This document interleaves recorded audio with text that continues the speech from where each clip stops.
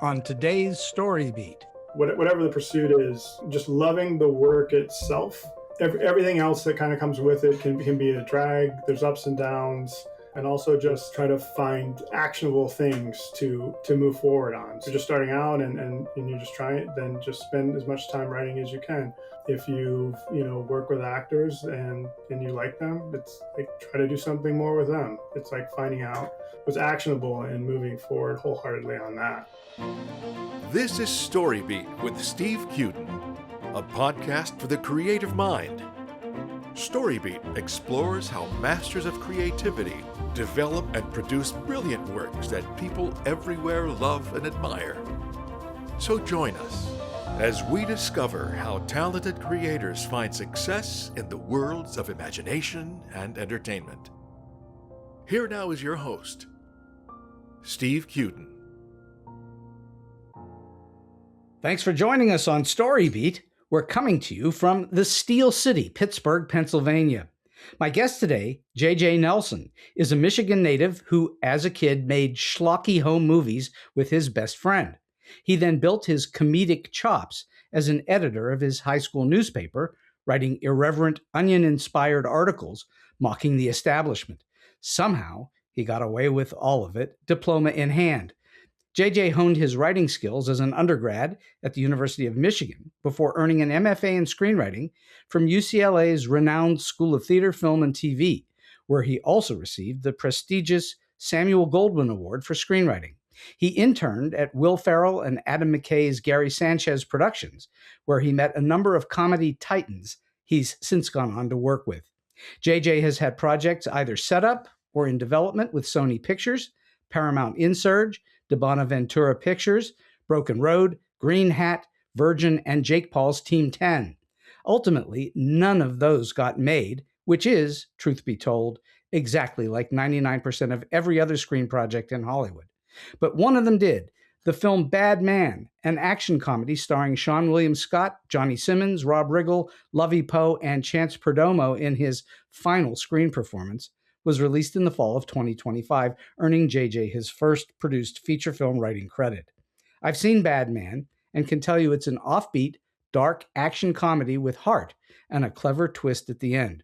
For the record, JJ and I have known one another for more than 15 years as we attended the UCLA MFA in Screenwriting program at the same time. So for all those reasons and many more, I'm truly delighted to have my friend, the gifted screenwriter, J.J. Nelson, join me today. J.J., welcome to StoryBeat. Thanks, Steve. As I was saying earlier to you, this is my first podcast ever. Well, we're going to see if we can make that a good one for you. So let's go back in time just a little bit. We already know that you were doing stuff in high school, but how old were you when you first started paying attention to movies and TV and the way things looked and operated on screen? I loved like Ghostbusters, Back to the Future. It was a lot. It was less like the big sort of sci-fi. Like I was like Star Wars is cool, but it's not as cool as like Bill Murray in Ghostbusters. Like I just sort of gravitated toward comedy and like the more irreverent stuff and things that I felt like was more anchored in what I felt was real life. I mean, I wasn't busting ghosts, but I could see a world where that was a thing. But you like the comedy edge to things as opposed to the hardest core action stuff. Yeah, I think it was even at a young age. It's like I think people who gravitate toward comedy are just people who sort of look at life through a bit of a comedic lens as it is. It's like you sort of see the absurdity in things. It's just sort of the way you're wired. And then I think that the first movie that really impacted me in like, I guess, a bigger way was the movie Lethal Weapon, which I actually saw when I believe, if I'm doing the math correctly, I think I was 6 years old. I don't think they recommend Lethal Weapon for 6-year-olds, but no, six is a little young for Lethal Weapon. Yeah. There's a ruse involved. I was across the street at my buddy Zach's house one night, and I think that was like the big movie that was premiering on HBO. We're sitting around watching TV with his parents and his sister, and it's like, oh, Lethal Weapon's on, and I was just like, oh, and I think Zach's mom's like, "Oh, we got to turn away from that," and I was like, "Oh, actually, like I've seen it," and which was a complete lie, and this wasn't like a premeditated thing; it just sort of happened in this moment. And my friend Zach, he actually he didn't realize that I was lying, and he was like, "What?" It's like JJ's seen Lethal Weapon. Well, if JJ's seen Lethal Weapon, like I can see Lethal Weapon. And so his dad's like thinking about it. He's like, "Well, all right, we can watch Lethal Weapon." So we watched Lethal Weapon. Blew my mind. It was just it's comedic. It's an action movie. It also I feel like was my first introduction into like Los Angeles, or just like this place that to me it was like that was and whatever the world of Star Wars was, it was like it's like Los Angeles was that for me. It was like, what is this place? And it's like, oh, it's crime ridden. I gotta go there. That place is for me. It wasn't Michigan, that's for sure. It was not Michigan. It was very, very un-Michigan. And yeah, so that movie, yeah, just blew my mind. And I remember too the next day when I'm going back home, and my dad meets Zach's dad in the street, and Zach's dad's like, "So the boys watched Lethal Weapon last night, but yeah, I guess JJ has seen it before." And my dad's just like, he hadn't seen it before. And Zach's dad's like, "Well, he has now." But there's no punishment. It was more just like, oh, okay. It's like, we've opened that door. Now that door is open. And then, so now all these movies that like my parents want to see, but it's just like, the rated R, there's like, well, the kids can see rated R movies now. So at 6, you were watching Lethal Weapon, clearly. Were you already understanding the world of story and storytelling? Was that a big deal for you? I'm not sure. Yeah, it's hard to say. I know that when stepping away from that movie and feeling like, oh, wow, like movies are incredible. This is something that I want to do. Not necessarily like this is a professional path I want to take, but it's like, this is now my play, and this is like what I'm sort of putting these early creative pursuits into. So what I actually ended up doing was, and it's funny because at the time I didn't know anything what storyboarding was, but I started like storyboarding my own movies on printer paper, and it would be like, I don't even know how much time I'd spend conceiving a concept. Like I doubt I did too much of that, but I'd pick a title, and then it's like actually like the first page of the storyboard would be like rated R, like, and then it was like the next page was the title, and then it was like, I don't know how many, like 20 sort of storyboarded scenes that were all scribbled. It wasn't anything that I put too much time into, but you were making a crude comic book is what you were doing. Which is funny because I was never reading comic books as a kid. I would collect them because I heard, the stories of like from my dad about like, if my mom hadn't thrown out my comic books, we'd be millionaires. But so I was collecting comics just to think of it as an investment, even though, every kid from my generation kept their comic books because they all heard the story that you throw this stuff away, you're not going to be a millionaire. So were you at that time already recognizing comedy and that you were funny? Maybe. Yeah. I mean, I think I was definitely making people laugh. Were you a class clown? Eventually, yeah. I'd say, I don't know about like around that time. I think I was a little shy in like early elementary before, I guess I made the right friends or kind of grew up enough to be, comfortable in my own skin, I guess, as an 8-year-old or something. But well, you didn't go into stand-up comedy. You weren't standing up in front of crowds of people telling jokes at school. No, I wasn't doing that. You were funny in your head, and you could say probably funny things to people. So I think a lot of comedy writers are people that go into lighthearted fare, come from that, where they're able to stand among their friends and make them laugh. I think that's where a lot of it comes from. So then you eventually started to write funny articles in high school. What attracted you to finally sit down and write? Because writing is different from just joking around with people. Yeah, well, it actually going a little further, I guess, back in the past, I was my second grade teacher. We started writing. She had us writing like our own like sort of creative stories in class, like I think most classes do. And I remember she told my parents at the parent teacher conference, she's like, he's really good at writing stories, and his stories have like a real like beginning, middle, end. I don't know if she was saying like they have character arcs. I doubt it was going that deep, but it was like, he's naturally really good at this. So, you guys should encourage him to do this because this could be a path for him. Yeah, my parents, were like, all right, like, yeah. So then they were always very encouraging about me writing, and to the point where it's really actually a great story is it's really funny because my dad doesn't even remember this. I ended up telling him the story just recently when I saw him over Christmas. When I was 8 years old, I came up with an idea for. I really love the movie Big, and I came up with an idea for the sequel to Big. And my dad encouraged me. He's like, you should write out your idea for the movie, and then we should send it to 20th Century Fox. I write this letter, and my dad takes it with a little letter of his own, sort of explaining. It's funny because I actually have it all sitting right here because I pulled it out the other day when I knew I wanted to talk about this. And a little letter being like, my son says he wants to make movies. I have no idea like in what capacity, but I think this is a pretty good idea, and it'd be great to hear anything back. And I think like a lot of time went by, like half a year or something. One day, my dad comes in with the mail, and he's like so excited, and he's like holding up this. He's like, it's from 20th Century Fox, and I was like, I don't know what that means. He's like, it's about your movie, your idea for Big. And I was like, oh my god! So he rips it open, he's reading, and he's just like beaming. He's so excited.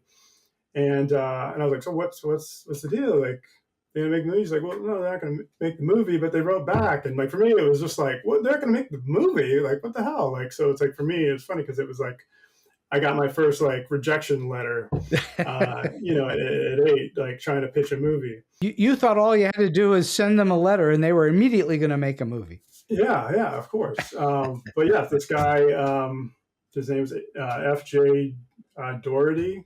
He worked in the legal department. I don't know how many, letters he wrote back to aspiring 8-year-old screenwriters, but he wrote back and wrote back this really kind of professional letter where it was like, we can't accept your submission because you're not represented by a major agency, but keep on writing, keep doing your thing, and then one day, like maybe you will be, and then maybe we can hear pitches from you. So yeah, it was a really, really cool thing for him to do. And who knows, it may have changed the course of my life. And it very well might have, because what I'm guessing it did is at least it gave you some kind of feeling like you were being paid attention to, if nothing else. Yeah. And that's a big deal because a lot of people aren't paid attention to at all. But at 8, you might not have known that difference. You'd know it today if you were getting nobody paying attention to you. But back then, you would have not known the difference. In fact, you thought they were going to make the movie. So at what point did you start to think about screenwriting per se? I mean, it's the specificity of a discipline called screenwriting. Through even all through like kind of, I guess like teenage years, maybe. It was like, I was always thinking of it in terms of like I'll be a film critic because like that makes sense to me or whatever. It was like, it wasn't like, oh, like I'm going to pursue this. I didn't have any aspirations to really pursue it at all. Like even like all through high school. And then it was like in college, I remember watching the movie Magnolia. And it wasn't just the movie, which was, I thought was incredible, but I watched like the DVD extras and like all this stuff with like Paul Thomas Anderson, like, and just watching and realizing like, oh, this is just a guy. Like these, like, yeah, he's more just a guy, but it was like, no, like just real people just have these jobs. This is just a job people have. And so it is something that, is a tough pursuit. All right. So at some point you make a decision to go off to UCLA and apply to school there. This has got to be several years after that, right? So I think I actually pretty quickly after having that sort of revelation, I was like, all right, I'm going to go to UCLA Film School for screenwriting. Mm-hmm. Mm-hmm. I think at the time it was ranked the best, maybe for screenwriting in particular. It was for a very long time. I'm not so sure it is anymore. Yeah, well, they let me in, and then it dropped. It just wrecked the whole program. Yeah, you being in it, and they let me in at the same time, and that really wrecked the program. Yeah, it was like, it was the 1-2 punch where you just really took them down. What do you think you learned there that has stayed with you since? Because it's now more than a decade later. What did you think that they taught you there? Simple thing of just like learning to generate quickly and just knowing. So, we're on these 10-week quarters, and, we're pitching ideas to all of these professors, instructors that first week. You hope to get picked for a class, you get picked in a class, and then by the second week, you're just trying to figure out your idea. And then during that entire 10-week span, it's like you're outlining and writing an entire script. And, no one expects that script to be great when you're done, because it kind of can't be. But it's, to learn that you are capable of generating, and it's like the act of finishing being such an important part. And that's, I think learning that it's just like any sort of like 2-month deadline you might have in the future on something. It's like, it's like the stakes are a little higher, but that you're capable of that. So they taught you discipline in that way. Exactly. Yeah. In Hollywood, that's super important, because very little in Hollywood is, go off and take your time. No, almost everything's on some kind of a crazy deadline. Yeah. And it's important. Deadlines are important. And so just the writing standpoint, just learning to generate quickly, and then just from the, I guess, let's say the business standpoint, but maybe the psychological standpoint, the stuff that we would learn in Howard Suber's class. And that I remember one in particular that really stuck with me. And as soon as he said it, I was like, put that in your brain as gospel, was the difference between those of you that go on to have careers and those of you that don't, often comes down to how well can you handle despair. Because there are so many more downs and ups. There just are. It's like you get a lot of no's, and you get a lot of almost where it's like you think you have a movie, and you got financing, and then the rug is pulled out from under you, and then you have nothing. If you can't handle rejection, you are not likely to stick around very long, no matter how talented you are, because you're going to get lots of rejection.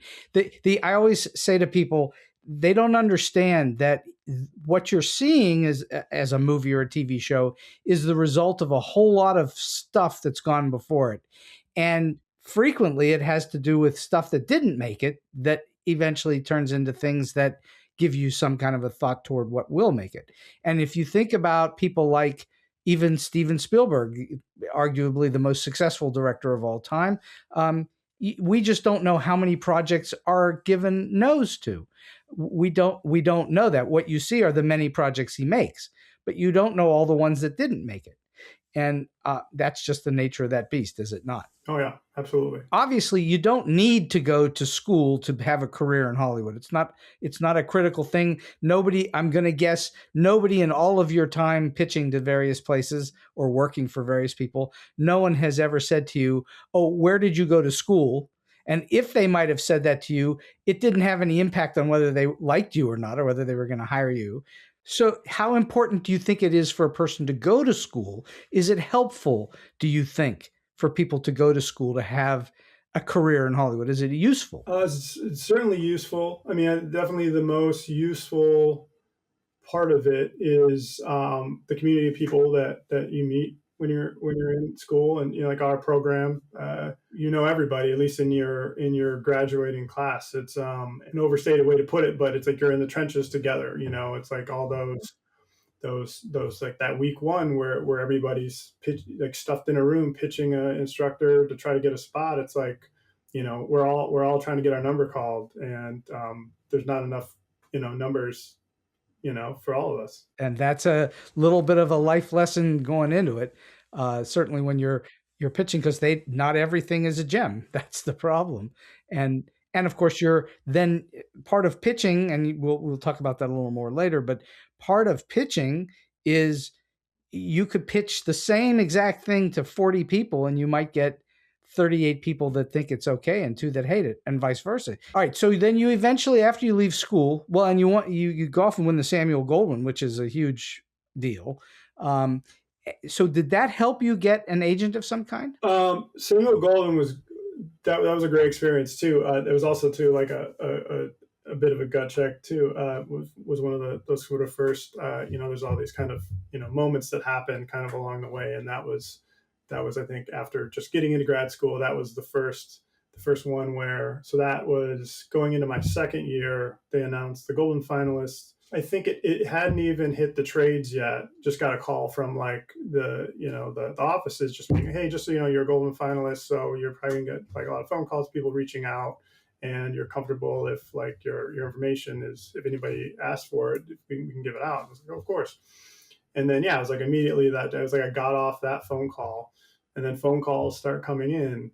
And emails start coming in, and just all these, managers, some agents, a lot of producers, all reaching out, like wanting to read the script. And the thought was, it was like, wow, like I've arrived, like this is what life is going to be now. My phone is just always going to ring, and everybody's going to keep wanting to read what I have. Or at least me, as a 24-year-old kid or whatever I was at the time, I just figured, well, everybody's reading the script and everybody's going to reach out back to me about the script.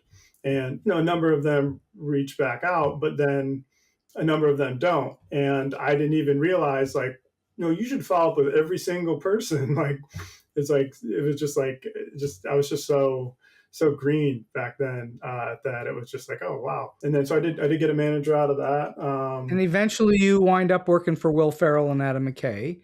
And who did you meet there? You say you met all these comedy titans. Who are 1 or 2 or 3 of those folks that you met? Well, that's Rob Riggle in Batman. That's where I first met Rob Riggle. It was like every single day. I mean, just a simple like one right here is like one guy just walks in and it's like, oh, it's Cedric the Entertainer, and I'm manning like the desk. I'm like the front desk guy. Sometimes just random people walk in and they want to like pitch Will Ferrell something, and you have to be like, no, man, you can't. It doesn't really work like that. Other times it's just like you just see guys just come in. You're like, oh wow, there's him. And one day it was like Cedric the Entertainer walked up the stairs, and so I'm not going to be like, oh hey, who are you? It's just like, oh, there's Cedric the Entertainer. He walks in, he goes to the bathroom, and he leaves because it's like he knew. It's like, well, this Gary Sanchez's office is there. He's probably driving around. You need to go to the bathroom. He doesn't want to stop somewhere he's recognized, so it's like he's just going to go there to go to the bathroom. Just like little things like that. Obviously, like meeting Will Ferrell and getting to work for him. Obviously, I was an intern, so it's like you're essentially kind of like an extra assistant for these guys while you're working there, and you're manning the phones, and you're not writing with them. You're not doing any of that. You're at arm's length a little bit. Yeah, you're doing coverage on scripts for them. Got to watch when I started doing that, and me and also a UCLA student. Who I think you definitely know too, Jason George. We started that internship together. That was like, we became fast friends, and we're just like, oh, like we should, like that internship was offered. So me and him started at the same time. So that was a cool thing we got to do. What do you think you learned being around people like Will Ferrell and Adam McKay? Did you absorb anything from them that was helpful to you? I think it was more just realizing like, this is what I want to be.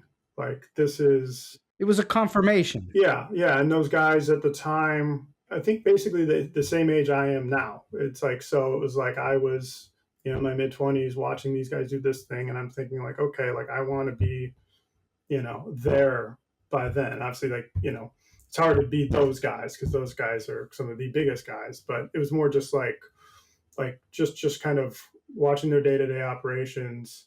Again, like talking about Steven Spielberg, how it's like, there's all these projects that you don't know that he was like involved with and trying to go. It's like there was a number of projects there that, that they had on the table that like I thought like, oh, this is going to be such a great movie. And those, they didn't end up making those. They made this one instead or whatever. And even those guys, running into their own issues with like, it doesn't matter who they are. It's like they still have to sell a studio on a movie, like a really expensive movie. You still have to raise unbelievable sums of money to make these things. even on the lower budgets. You've got to raise huge amounts of money, and so they don't all go. That's just a for sure. I'm wondering, do you think of yourself now primarily as a screenwriter, or are you looking to do other things? Are you looking to produce? Are you looking to direct? Definitely looking to produce for sure. Directing, I was something that I think back, when I had those early aspirations, watching Paul Thomas Anderson and being like, oh yeah, I want to do that.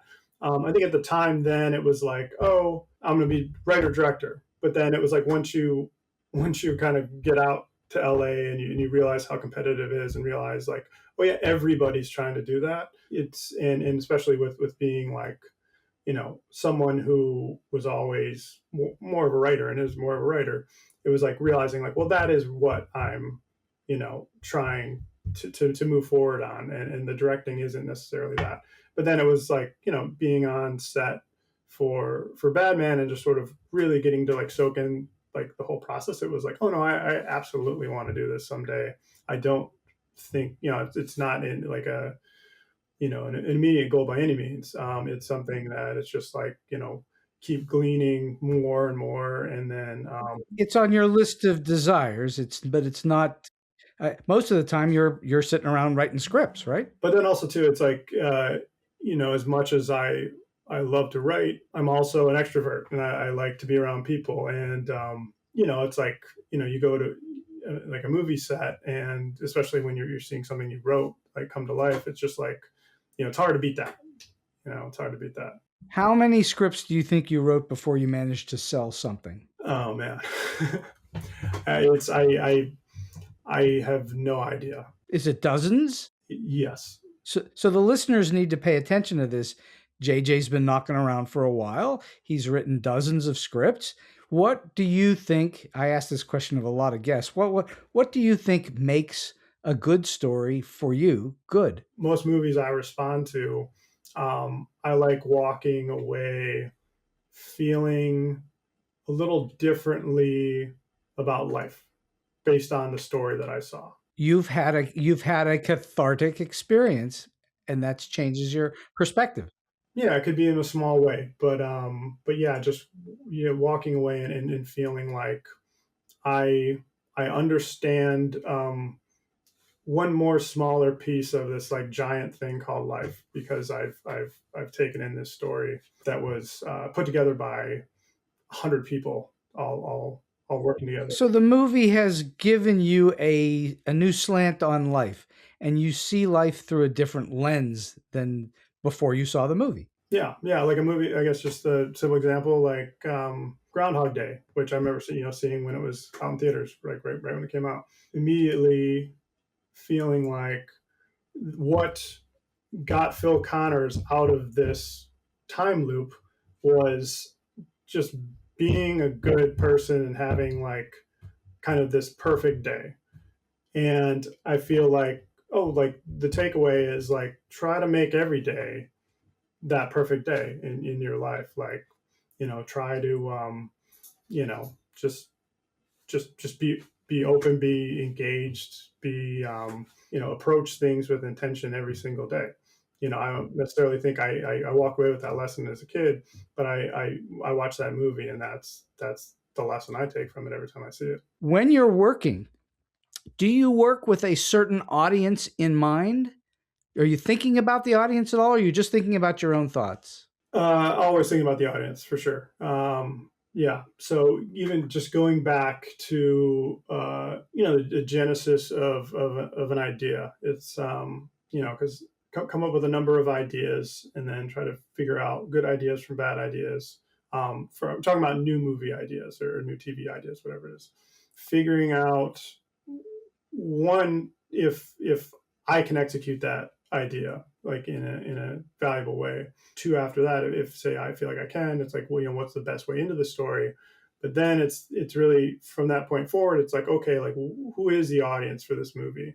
You have to write something that not only are you thinking of the audience, but you have to be a part of that audience, and that a lot of times separates ideas that I discard from ideas that I move forward on, is because even if I think that's a really good movie idea, if I don't think that's a movie that I'm going to line up to see, like I'm unwilling to go to a theater and spend the money to see it, then I shouldn't write that. I think if you write something that is unappealing to you, the writer, it's going to show up in the work. So it has to be something that you want to see. It's something you want to enjoy because you're writing it, not because of you, but because that's what you want as your entertainment. If you don't love it, people will read it and know you don't love it. And it's this weird thing where it's like, but it will have the stench of that on it. Like it just will. Do you find yourself writing every single day?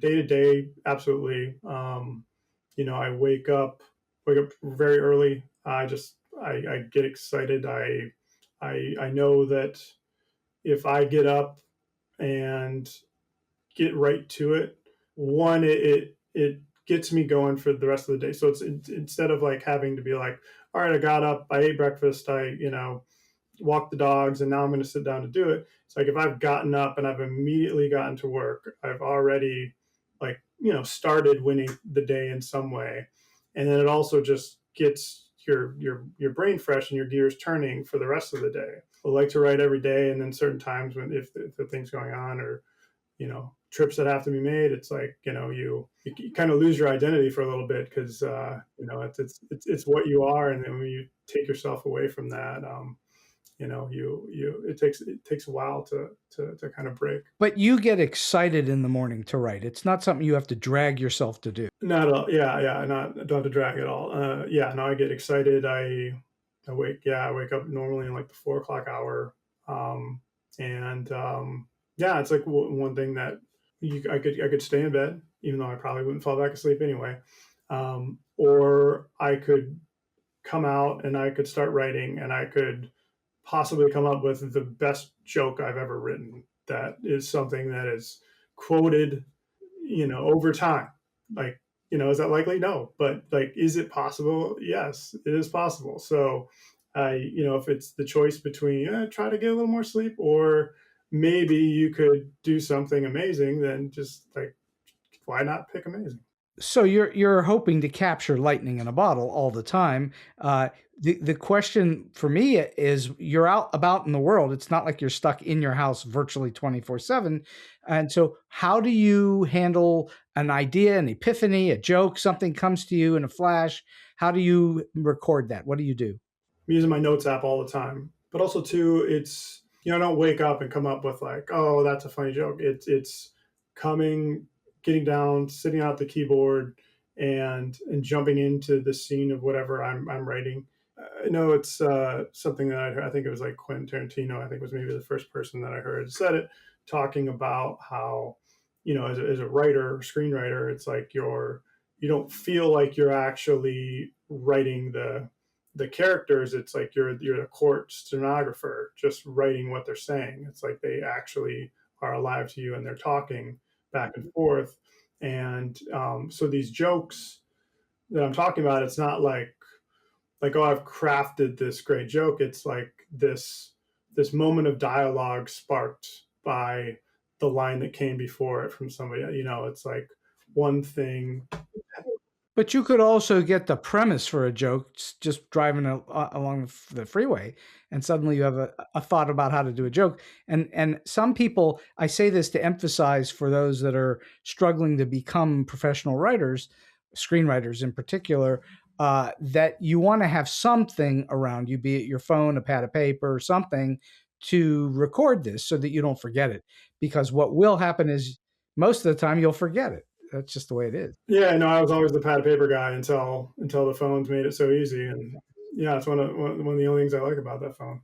All right, so let's talk for a little bit about Bad Man, which is your first produced credit, which is a really cool thing.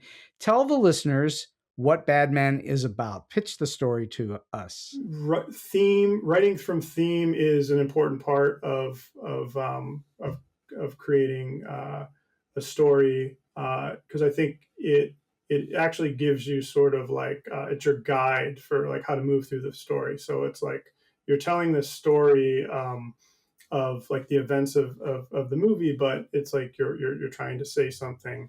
So the theme of this movie, which actually wasn't something I came up with, it was the co-writer on there, director Mike Diliberti. He was the one that first came up with this idea of something that we should work on together.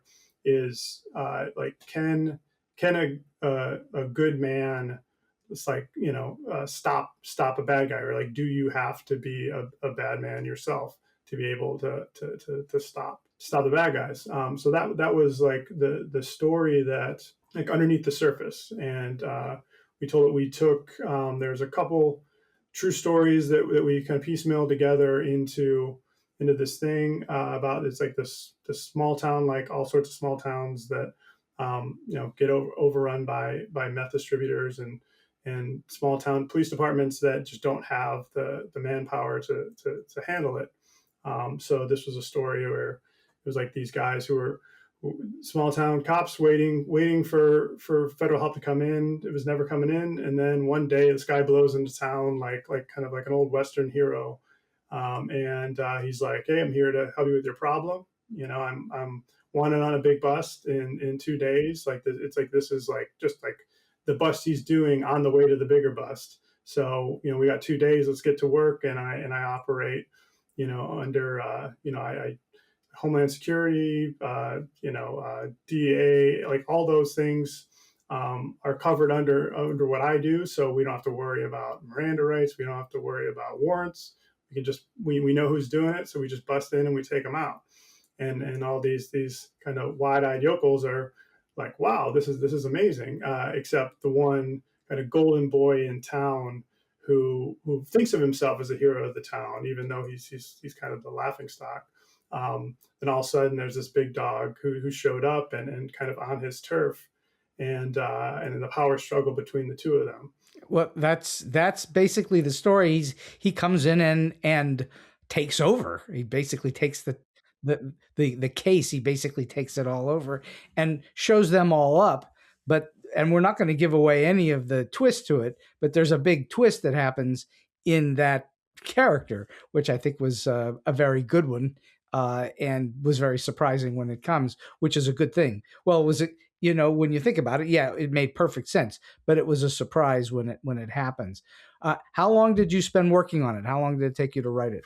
So we first started working on that together in summer 2018, and then pandemic hit, and then we basically weren't, like a lot of people weren't working together, and we work together in the room together. We sit there.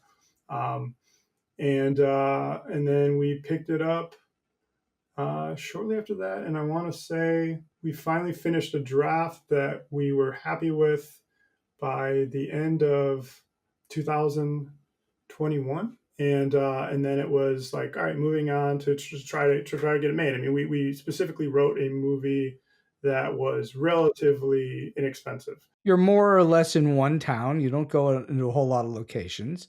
Yeah. We specifically, it's like, it's like when the location is, or your setting for the movie is a town that's supposed to look dilapidated, you're already kind of off to the races, looking for, something that isn't supposed to look flashy. That's one of the secrets, I believe, of low budget filmmaking, independent filmmaking, is that you cater the script to the budget, not the other way around, that, you're going to have a very limited amount of money. And so finding something that's in a limited location, so you don't have a lot of company moves and that sort of thing. I assume that there's probably a bunch of shooting that went on in that movie where you're in one location that you've managed to make into multiple locations. Oh yeah, exactly. Yeah, one building was the police station. It was the hospital. It was the like interrogation room. We did a number of locations in this one like old abandoned building that felt haunted. And so it was like we finished the script, and we and one thing too, obviously, it's like, you gotta, one thing you want to do to kind of get things moving is get a director on it. And Mike decided, he was like, he'd been wanting to direct for a while. And some of the stuff he had tried to direct, it was like the budget would just kind of get too big, or stars would drop off. And it was like, all right, so here's something that's small and manageable, that we can move forward, and if we find the financing for it, hopefully we can make the movie that we wrote. Went to a lot of companies, a lot of places, didn't get it. It was funny. One of the best passes was, I don't know what company it was, and not that I would say if I did. I think Belfast was one of like the kind of big movies that was out at the time, sort of the big awards movie, and the response back to the Badman script was, I thought it was going to be more like Belfast, and it was like, well, yeah, no. So then, yeah, eventually found these producers, this company. Hemlock Circle, we had another producer already on it who was helping us find financing and helped us find these producers named Brian Levy. And then those guys, they got the script. They thought it was funny. They wanted to do it, and they didn't want to change anything. So they didn't put you through multiple drafts? Nope, not at all. Yeah. How many drafts had you written between you and Michael to get it to where it was ready to show to people? Most people, ourselves included for sure, spent a lot of time on that first act. Because it's like, you have to get the first act right. There's so much exposition you have to get through. There's, so many characters you have to define, everything you have to set up, that it's like that has to be really good before you even know if you have something that's worth moving on from. So we definitely rewrote the first act a lot.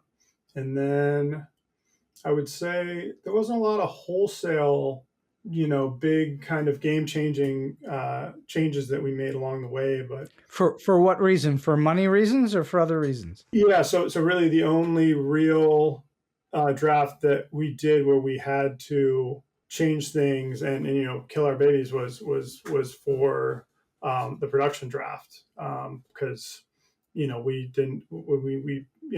wrote this relatively inexpensive movie, but the budget we had was $2 million, and there's a lot of action in this movie, and it's expensive. And so even with $2 million, reality set in, and you went, whoops, we can't do everything that we want to do.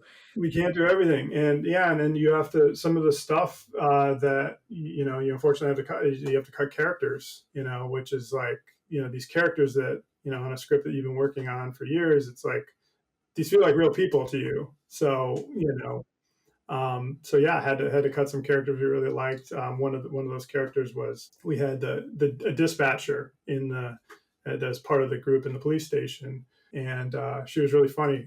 Rita Grace, this kind of Bible thumping like Christian woman, and it was good. It was a good character, but it was like, we just didn't have the money to keep all the characters, and she was one that went.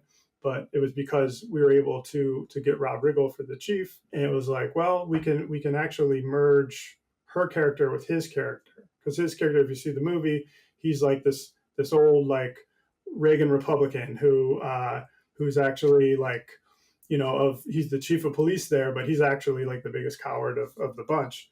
And then so it just sort of made sense, like, well, her stuff, some of her lines are so funny, that we kind of repurpose them and have that be a part of Riggle's character. And, it's like when you got Riggle, it's like, use them as much as you can. Well, and it's kind of amusing because he's one of the bigger humans in the movie, physically big, and he's a former Marine. So like this guy was pulling people out of rubble on 9/11, and he's like a genuine hero, and he's playing this kind, which I know he really loved to do. Is like he doesn't get to do this kind of stuff, and little bit of a chicken.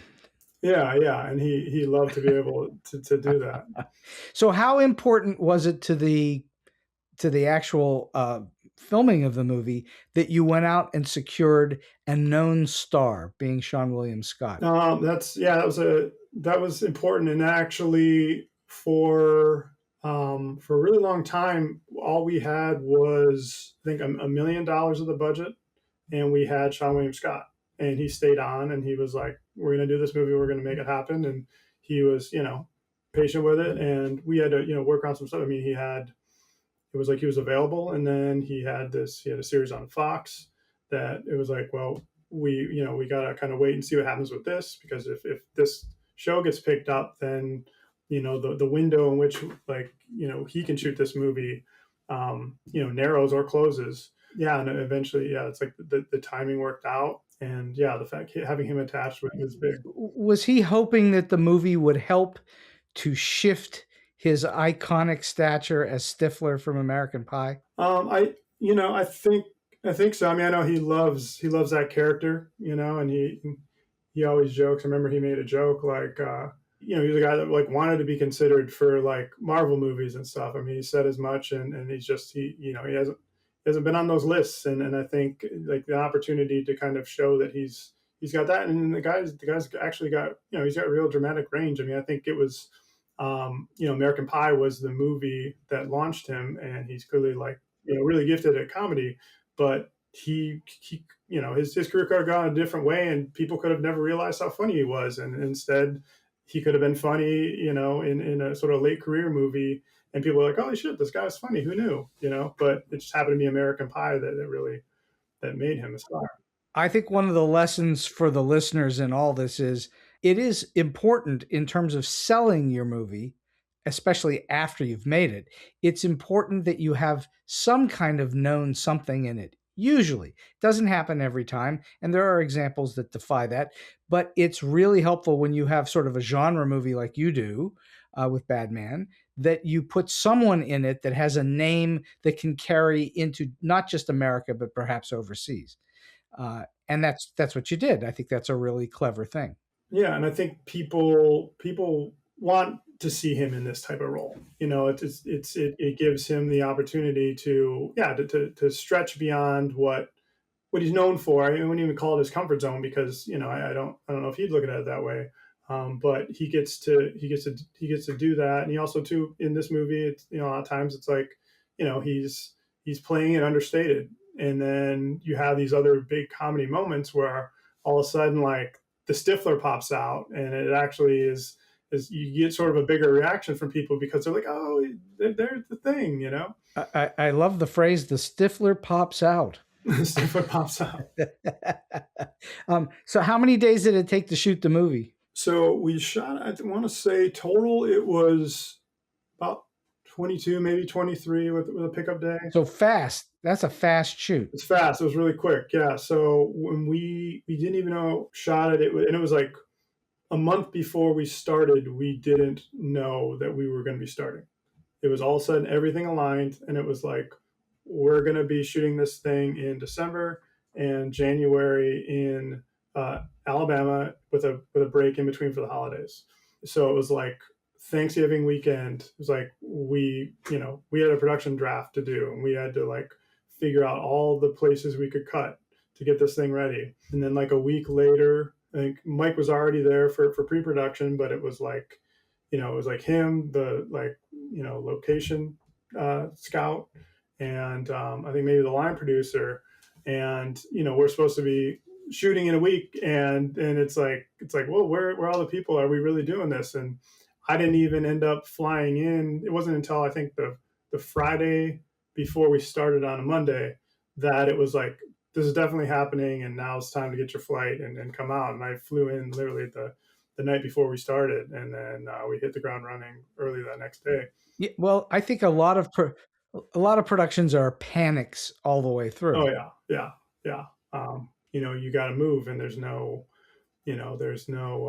second guessing. No. And once that train starts rolling down the tracks, get out of the way. It's going to happen. And once it does, there's no stopping it really, unless something seriously goes wrong. But hopefully that doesn't happen, and it doesn't happen most of the time. What would you say were the biggest challenges in the production? Was it time? Was it something else? An enormous challenge, which it's just kind of where my mind's going, is we lost Chance Perdomo after we finished principal photography. He's the third lead of the film. He was killed in a crash, right? Killed in a crash.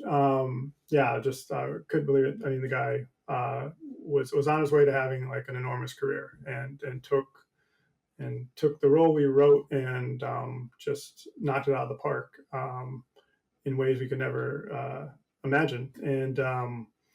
And we lost him, and then we still had more shooting to do. How did you handle that? What did you do? So this was after principal photography was done, and we still had scenes that we needed to pick up. There was like 3 pretty major scenes that we had to shoot back in LA, and we had to. mean, we had to write him out of these scenes, which is one. It's just like, I mean, emotionally, it's tough, like so tough to do, and then also in these individual scenes, like two of them, it was like they are scenes where there is no way for his character to not be there. So you're finding convenient ways to remove him from having, I guess, agency in the scene.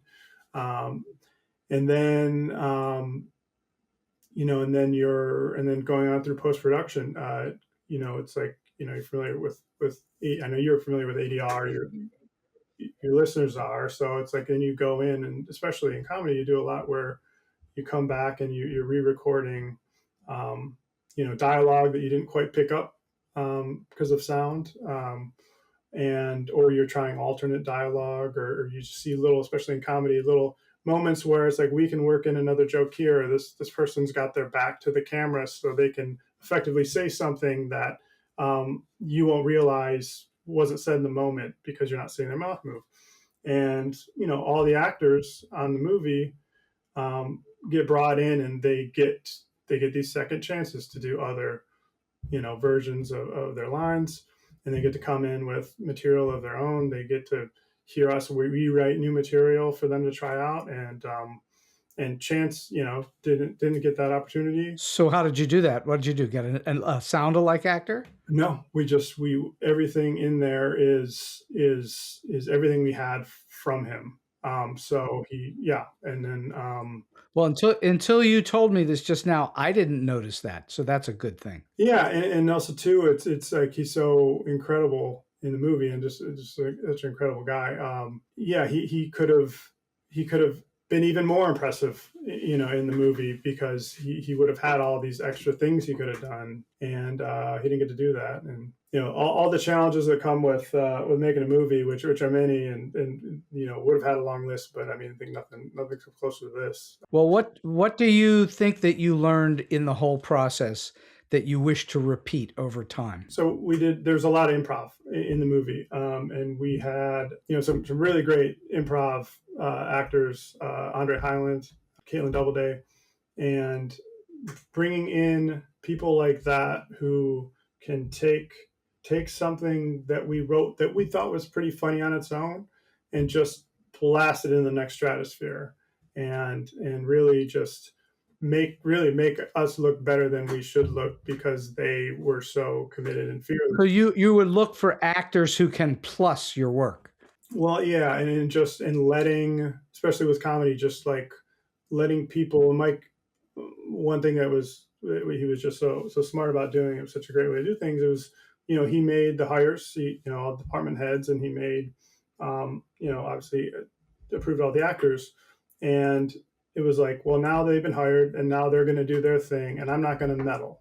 So, you make the hire, and you let that person do what they do, and then you take it from there. That's a really critical decision to make, which is you hire people for what it is that they're capable of doing, and let them do it. And the only reason why you adjust them at all is that it's not working for the whole. Otherwise, you let them go. I think that's a really very smart way to play it, because then you're not restricting anybody. You're letting them do what you hired them to do. So that's then on you to cast well, or to hire someone in a position well, and not hire someone who's not capable of doing it. Well, I have been having just a really fascinating, fun conversation. We're going to wind the show down a little bit, and I'm wondering, JJ, in all of your experiences, can you share with us a story that's either weird, quirky, offbeat, strange, or just plain funny? A while back, this was actually 2017 and 18. I was ended up doing a project, being brought in on a project to write for Jake Paul, which I don't imagine there's a lot of overlap in the StoryBeat Jake Paul like kind of audience. Might be. You might be surprised. You might be surprised. Maybe, yeah. I mean, he's out there. So yeah, he was just this sort of big kind of internet star who's now turned into like a boxer. But so back in 2017, these producers reached out to me, Alex and Doug, all five of the Fifth Entertainment, with saying like, oh, I think Jake. I don't know if you're familiar with Jake Paul, but I think he's interested in this project. And they mentioned this project that I had with him in the past. He's like, would you meet with him on? I was like, oh yeah, sure. Like, and I'll meet with anybody, and get over there, meet with him, find out that actually he's not interested in this project at all. He's looking for something completely different. But I'm all in. He's going to finance the thing. Like I'm in. And during this time, it was like he's living in this crazy house with like 20 other like social media stars, and they're just like wreaking havoc. And they have like, it's essentially Beatlemania outside, just all these teenagers, even like younger kids with their parents, just like mobbing the area outside. And every day we'd have to go in there to meet with him. The very first time I went there for a meeting with him, and then as soon as I walk outside, I am just bombarded with deafening boos. And I am just like stunned. I'm just like, what's going on? And I realized everybody out there on this lawn and in the street are all booing me because I was not the guy that they wanted to see. They wanted to see Jake Paul step out of the house. They saw this guy. They didn't know who the hell he was. And they were disappointed, and they wanted to let him know that we do not want to see your face right now. And I walked through this crowd of people booing me, and it was amazing. And it's just sort of like one of those moments where you're just like, wow, this is nothing I ever expected to have happened, but it's a great, weird life moment. Well, JJ, I hope that never happens for you again, but you're in show business and it's possible. Yeah, I can take it this time. I'll be ready for it. You've now had the experience of being booed by a crowd. All right. So last question for you today, JJ. You've already shared with us a pretty significant amount of very good and excellent advice throughout the whole show, but I'm wondering if you have a single solid piece of advice or a tip that you like to share with those who are starting out in the business, or maybe they're in a little bit trying to get to that next level. Well, I think definitely a very important thing is to really love the actual work of whether it's writing, whatever the pursuit is, creative pursuit, just loving the work itself. Everything else that kind of comes with it can be a drag. There's ups and downs. So loving the work, and also just if you're kind of moving forward or moving up the ladder, just try to find actionable things to move forward on. So if you're just starting out and you're just trying it, then just spend as much time writing as you can. If you know some people, you give them your material and get feedback on it. If you work with actors and you like them, it's like try to do something more with them. It's like finding out what's actionable and moving forward wholeheartedly on that. I think that is extremely wise advice, because if you're in it for the parties or the money or for the fame or whatever those extra things are, you might find yourself in trouble pretty early on. If you're in it because you just love to work on it and write movies or TV or just be a writer, period, then you're going to last for a very long time because that's what you do, whether they're paying you or not. And in fact, I think one of the things that I hear repeatedly from successful writers is they would write even if they're not being paid. And frankly, you have to spend a lot of time writing speculative stuff. So you better like it, or it may not be so much fun. JJ Nelson, this has been a fantastic show today, and I can't thank you enough for your time, your energy, and your wisdom. And, I wish you extremely well going forward on selling many more projects. Thank you, Steve. It's been great catching up. Been too long. And so we've come to the end of today's Story Beat. If you like this episode, won't you please take a moment to give us a comment, rating, or review on whatever app or platform you're listening to. Your support helps us bring more great StoryBeat episodes to you. StoryBeat is available on all major podcast apps and platforms, including Apple Podcasts, YouTube, Spotify, iHeartRadio, TuneIn, and many others. Until next time, I'm Steve Cuden, and may all your stories be unforgettable.